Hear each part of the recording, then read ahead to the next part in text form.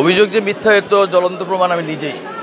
আর সেটা ওই কোর্ট থেকে আমাকে সুযোগ না দিলে তো আমি নিশ্চয়ই এই কোর্টে আসতে পারতাম না। ওখানে প্রমাণিত হয়েছে যে উনি যেসব অভিযোগ আমার বিরুদ্ধে করেছেন সেগুলো যে সত্য না, এটা পুলিশের রিপোর্টে, আমার আইনজীবী ভালো বলতে পারবে, পুলিশের রিপোর্টে এবং বিভিন্ন রকম তার এগুলো প্রমাণ মিলছে, সাক্ষী রাখতে প্রমাণ মিলছে বিধায় আমরা এই কোর্টে ওইটার বিরুদ্ধে আপিল করতে পেরেছি এবং এটা তার বিরুদ্ধে চার্জশিট পিবিআই দিয়েছে, আপনারা জানেন।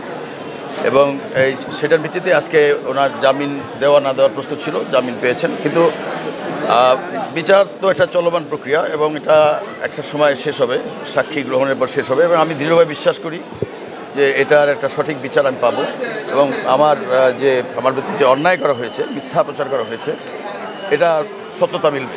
এখন জন্ম সনদ দিয়ে খোলো বিকাশ স্টুডেন্ট অ্যাকাউন্ট। নিজের বিকাশ নিজে কর। পরিমণি এবং অপর এক আসামি জিমি, দুজনের বিরুদ্ধে সমন জারি হয়েছিল। আজকে আদালতে কি হলো? ওনাদের বিরুদ্ধে 323, 506 ধারায় আদালত অপরাধ আমলে নিয়ে সমন দিয়েছে। ওনারা আজকে বিজ্ঞ আদালতে হাজির হয়ে ওনারা জামিন আবেদন করেছে। তো সেক্ষেত্রে আমাদের জামিন পেয়ার যখন ওনারা করলো, আমাদেরকে জিজ্ঞেস করেছে আমাদের বক্তব্য কী।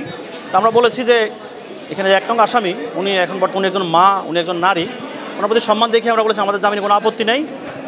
বিজ্ঞ আদালত আইনানুগভাবে যদি জামিন দেন, এক্ষেত্রে আমাদের বাদীদের কোনো আপত্তি নেই।